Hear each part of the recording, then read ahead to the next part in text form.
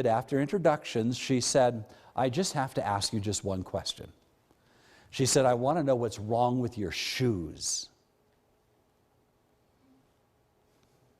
He said, what do you mean? She says, well, I've been watching you, and you've been going down the street and visiting all my neighbors, and she says, you always stop and check out your shoes. What's wrong with your shoes? What was wrong with his shoes? He was just bowing his head and saying, Lord, I'm just going to meet these people the first time in my life, and I don't know what to say and what to do. But Lord, I need you.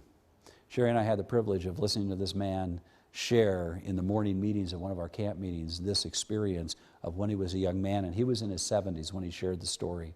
He will never forget that people were watching him as he was walking down the street, and then they just had to know. And I want you to know that that lady became a member of the church because of his shoes.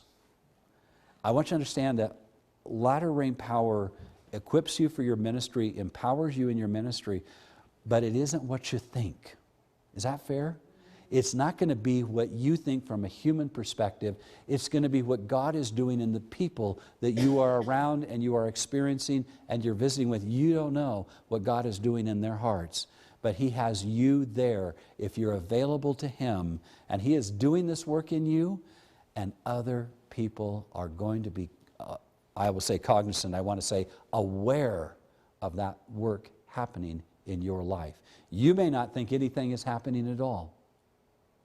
Pastor John did not think anything was happening at all. He just thought he was doing what he understood to be his work every day. Looking at his shoes was an important part of his work.